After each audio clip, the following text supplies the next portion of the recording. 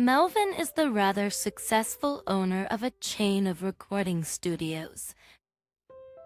But by the time he's 45 years old, he's accomplished everything he set out to do.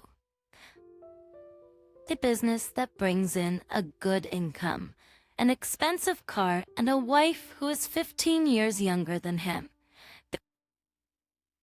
Jay. They met when Jay was a 20-year-old girl who came to his studio to work as an assistant.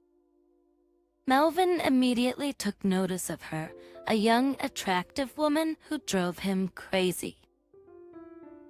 Now Jay doesn't work for him anymore. Hi, Jay. Melvin came home after a hard day's work, and the first thing he did was cradle his wife in his arms. Jay kissed him back. It's Friday night, actually a year ago. Jay had made it a tradition to go out with her girlfriends on Fridays until the wee hours of the morning. Why don't you not go out tonight? We'll both stay home and watch a movie, Melvin suggested. Melvin's hand slid down Jay's thigh and squeezed it, his wife giggling. Sorry, but you know the rules. I go out with the girls on Fridays. We already agreed on that, Jay replied. Jay was wearing one of the fancy dresses Melvin had given her. As he looked at his wife, his mind raged, and he was less and less willing to let her go anywhere. But Jay was already struggling out of her husband's tight embrace, and applying lipstick to her lips, she sent Melvin an airy kiss and fled out the door. Melvin looked out the window.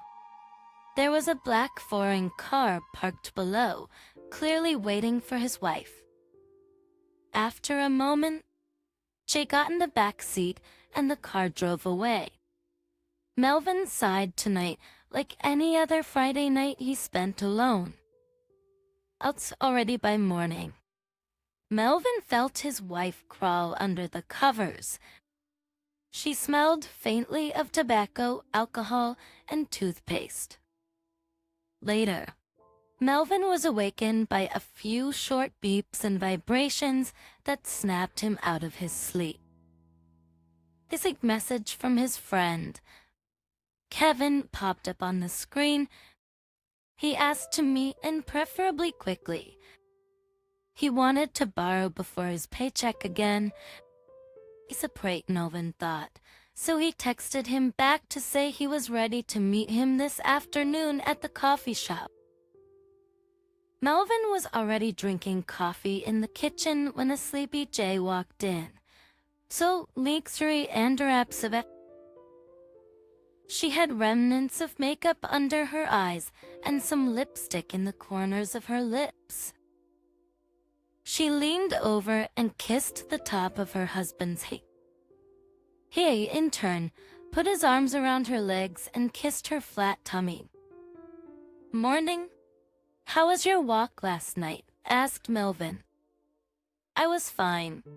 Went to a new club, she answered. Though I'll have to go.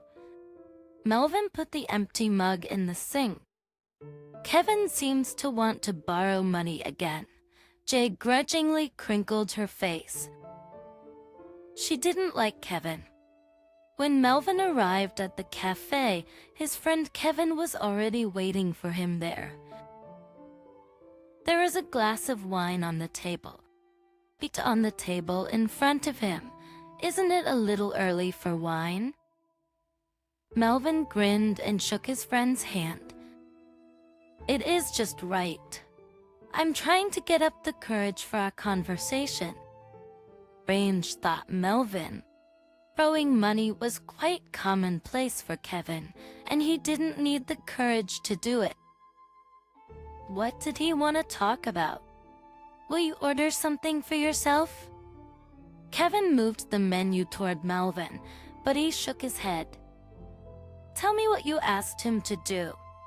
Kevin was silent for a while, drained his glass in a gulp, and put it on the table sharply. I found a job, not dusty, not difficult, began his friend quietly. Emon's eyebrows went up at what he heard. Recently, a mutual acquaintance of theirs had offered Kevin a job, which was to drive girls around. No, this was no ordinary cab. The cars belonged to a firm that also owned a chain of many hotels around the city. Melvin knew what these hotels were famous for. His studio clients often shared their impressions after visiting them. The hotels were small with only 2 or 3 rooms. Each was themed for a different interest. Finding them was not easy. But before going there, the client would sign up on the website, leave his wishes about the theme of the room and the external characteristics of the girls. The client would get an answer, and at a certain time and date, he would be taken to the hotel of his choice. And a girl who matched his desires was waiting for him there. "Why are you telling me all this?" Elvin interrupted his friend. "I'm glad you're working. Frankly, I thought you wanted to ask me for money again." Elvin listened to me. Kevin asked him. He got a message last night, just with the client's address. Then with the address of the girl he was supposed to bring to that client. At first he chuckled when he saw that the girl lived in the same house as his friend. But when he got to Melvin's address, he didn't want to laugh anymore, and Jay got into his car. "What are you talking about?" The fury swept over Melvin. "You think I'm lying? Ask her where she went yesterday." "I know where she went." Melvin slammed his hand on the table. "She was at the club with her girlfriends, just like any other Friday." Kevin looked sadly at his friend. "Look, if you don't trust me, follow her yourself." Melvin abruptly got up from the table and walked out of the cafe full of anger at Kevin. Does his friend really think this is funny? Stupid joke. An hour later, a text message arrived on Melvin's phone. It contained a link to a website. He knew without a word what the site was and why it had come to him. Melvin registered, chose a room, and made the hardest wish about the girl's appearance described his wife. The week dragged on endlessly. Melvin couldn't think about anything but Melvin's words in the coming Friday. What if he was right? What if his wife isn't just going away, but has been cheating on him all along? Finally, it's Friday. Melvin finished with the last client, late as always. But he didn't rush home with the studio. He would stay here tonight and wait for the car to take him to that ill-fated hotel. Jay texted him a picture and captioned that she had gone to see the girls. Melvin looked at the picture. The wife looked gorgeous. An hour later, he received another message, but from an unknown number. The car was served. Melvin walked out of the studio and got into the car without saying hello to the driver. The car was dark. The heavily tinted windows made it seem even darker than it was outside. After a while, they arrived at a gray building that did not have any signs or identification. "The blue door for you," the driver said. Melvin nodded and got out. After hesitating for a moment at the door, he pulled himself together and pressed the bell. For after doorbell signaled the opening. Inside the hotel, there was a dim light. Behind the reception desk stood a girl dressed in office style, her hair in a tight ponytail. Good evening, Coley. Melvin gave his name on the form as someone else's for the sake of secrecy. Okay, may I take your outerwear? Melvin gave the girl his jacket and stood staring at one point for a while longer. The receptionist gestured for him to follow her. When she reached the right room, she smiled and opened the door. Come in, Coley. Have a nice evening. Melvin crossed the threshold and looked around. A completely naked girl was handcuffed to the headboard of the bed for all his wishes. Her eyes were blindfolded with a wide flat band. Even in the half-darkness of the candles that lit the room. Melvin couldn't help but recognize in her silhouette his wife. On unruly legs, he walked closer to the bed and sat on the edge of it, gathering his thoughts. Jay moved and bit her lower lip. Melvin drove her crazy when she did that. The woman moved again, and Melvin reached over and touched her. Jay let out a groan. With a quick movement, he removed the blindfold from her eyes. Jay blinked, her eyes adjusting to the light. Finally, she realized who was sitting in front of her and immediately panicked. Give me the key. They broke me up, asked his wife. Melvin shook his head. I won't. Have you been working here for a year? Jay nodded. She tried to justify why she was here and why she was cheating on him. But Melvin wouldn't listen. He became disgusted with touching her and even looking at her. Jay knew that when the truth came out, her husband wouldn't want to talk to her anymore, but she couldn't help herself. She was drawn into this abyss of pleasure for money. After the divorce, Melvin heard from mutual acquaintances that Jay had moved out of rental apartments several times and was often seen in the company of different men. But she wasn't happy. Melvin himself also added fuel to the fire. The man told everything to Jay's parents and asked them to do something if they wanted to save their daughter. The poor parents tried to talk sense into her, but in the end, the relationship finally soured. Melvin still loved his ex-wife.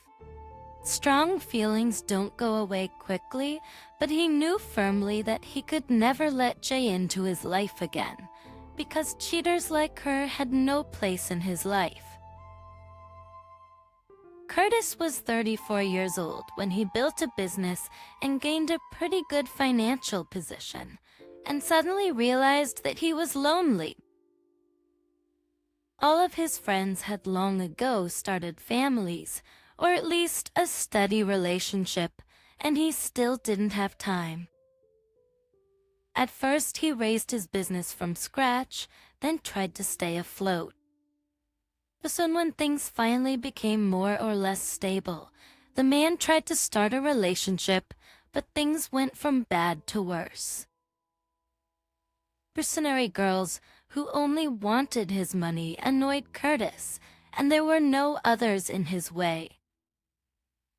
Gradually, despair came, which he began to drown in alcohol, bars, and clubs. That was there that the man met his future wife. Kate was a regular at nightclubs, a party girl. As soon as he saw the beautiful young woman, Curtis lost his head, and that night he was able to get only one thing, her phone number. And then events developed more than rapidly. A courtship, dating, expensive gifts. 2 months after the start of the relationship, Kate, frightened and crying, announced to her lover about the positive pregnancy test. She was afraid of the reaction of a man she didn't know well enough. but a delighted Curtis picked her up in his arms and whirled her around in a happy dance. He knew he had been ready to start a family for a long time and wouldn't miss the chance. This unexpected pregnancy was the beginning of Kate and Curtis's life together. Her mother did not approve of her son's choice. In her opinion, Curtis should have chosen a spouse to match, an educated girl from a good family. Oh, Kate, a clueless, with little more than a high school education, irritated her. "You picked yourself a teenager, you'll pay for it," she hissed into the tube to her son, wanting to talk sense into him. Curtis silently put up with Mother's attacks and was completely on the side of his wife. He was provoked. A year after the wedding and the birth of her grandson, the elderly woman broke off all communication with her son's family. The situation did not depress Kate in any way. On the contrary, seeing the devotion of her husband, she became more and more convinced of his love for her. The man was uncomfortable with a breakup with his mother, but for the sake of his wife, he was ready to make concessions. Curtis was happy. Finally, he had everything that his friends, whom he had once envied terribly, took him proud of the fact that he was able to achieve a successful business, a beautiful wife, and a beautiful baby boy. He gladly took his wife to all the events in which he participated, introduced her to business partners. It seemed to him perfectly normal that he showed his beloved to the world. Curtis, sparing no expense, dressed her in the most beautiful outfits. Early Kate, capriciously pouting lips, and handed me nothing to wear, in front of her husband's hand appeared holding out a bank card. In response, my beloved smiled and said, "Honey, you spoil me." But Kate was pampered not only by her beloved husband, but also by her lover. They met with enviable regularity. The woman at home would tell people she was going to the gym to burnish her figure, and then as soon as a cab dropped her off at the fitness center, she would jump into another car that would take her to meet another man. Curtis was blinded by his love for his spouse and saw nothing. And at the time, he thought Kate was an innocent angel he was lucky enough to meet along the way. The man was sure that she would not betray or deceive him and trusted his beloved completely. For the first time, he noticed that something went wrong when suddenly on the thin wrist of his wife was found a very expensive bracelet, which Curtis himself did not buy her. "Where did that come from?" he asked in astonishment, touching the jewelry. "Yes, Chris gave it to me," Kate said. Why would Chris share her jewelry? "Don't embarrass yourself. I'll buy you one." Suddenly, Curtis got angry. "No, don't do that. She got it from her new man, and she's already had one from another man." The woman went on to explain. Something in her words alarmed the man, but he could not understand what. That day the warning bell rang for the first time. Bruce began to pay more attention to his beloved. Everything began to alarm him. A bruise that appeared out of nowhere on her buttock, a new thing, frequent meetings with girlfriends, trips to the gym. Later, a friend told him that with the help of a program installed in her phone, it was possible to track her movements. It is possible to track the movements of a person. After installing it, the man noticed that from the fitness center, his wife often went to other places. As almost as soon as the point stops on the map, she immediately starts moving in the other direction. This was the last straw, and Curtis decided to follow his wife personally. Once again, when Kate got ready to go to practice, Curtis rushed after her. There was a cab waiting for him downstairs, which he had called ahead of time. "Just behind that car, please. I'll pay extra," he told the driver, and the chase began. Not implying anything wrong, as usual, drove to Jim and, getting out of the cab, got into another car. Curtis knew the car well, for he had driven it more than once himself. Its owner was Costi, Curtis's business partner. Involuntarily, the man's hands clenched into fists. Their car was parked far away, and the lovers couldn't see it. "Follow them?" Curtis told the driver. The man nodded silently. Curtis wondered where Timur would take his wife, to his home or to an expensive fancy hotel. The scenes presented made the man feel nauseous, and he rolled down the window. His life was falling apart before his eyes. Had been right about Kate and everything else. She had, after all, warned the love-blinded Curtis that he would regret taking Kate as his wife. Costi's car pulled into the hotel parking lot. Curtis paid the fare, let the cabbie go, and cautiously followed the lovers. As a peek from afar, he watched through the panoramic windows as his business partner confidently put his arm around Kate's waist and kissed her on the temple. The sight made the man's cheekbones cramp up.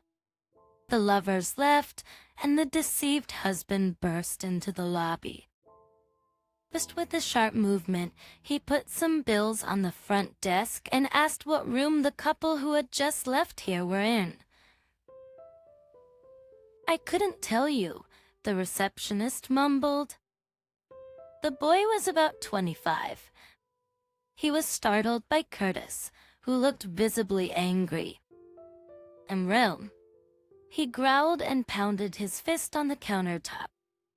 The guy muttered something, but Mark managed to recognize a few numbers in it. Curtis rushed up the stairs to the second floor of the hotel. The man banged hard on the door twice, and then once more his heart pounded more and more each time. Finally, he heard the door open. From the open doorway, a surprised and frightened Costi was looking at him. Behind him, he saw Kate. "Oh, you!" He yelled and lunged at Costi. A scuffle ensued. Kate screamed and cried, and her lover tried to fight off her furious husband. Finally, breathing heavily, Curtis let go of his opponent. He looked at his wife. She was standing crying with mascara smeared on her cheeks and her hair parted. That the sight made him ache. As on his way out of the hotel, he threw a few more bills to the receptionist. The guy was pale with terror and his hands were shaking. Curtis was just lucky that out of fear, the young man forgot to press the panic button. How he got home that night, the man did not remember. Neither did he remember how much alcohol he had poured into himself trying to numb the pain. He was met by a sleepy babysitter who had to spend the night with his son. The man collapsed on the floor like a sack and immediately fell asleep. He woke up by lunchtime the next day. The child's happy cries made his head hurt, and the smell of freshly cooked soup made him sick. The nanny met him in the kitchen, and Curtis was overcome with shame, but the woman did not show it. Gathering all his strength into a fist, Curtis kicked his spouse out and filed for divorce. Kate tried to fight for her son, but her spouse made it clear to her that the child would stay with him, and the woman backed off. Curtis lost two people at once: the woman he loved and the partner he had successfully worked with for years. But for a while, the whole situation soured him, but he was able to pull himself together and come out of the situation with dignity. Kate, however, a year later, exchanged it for another, kicking his former mistress out the door. Left without money, she spent some time wandering among friends, and when she was able to get a job, she rented a small apartment in the suburbs. The new life was not pleasant for her. After all, over the years of marriage, she had become accustomed to luxury, wealth, and lack of need to work. That is the way it always is. It's what we have, we don't keep, and when we lose, we cry. So that's the story.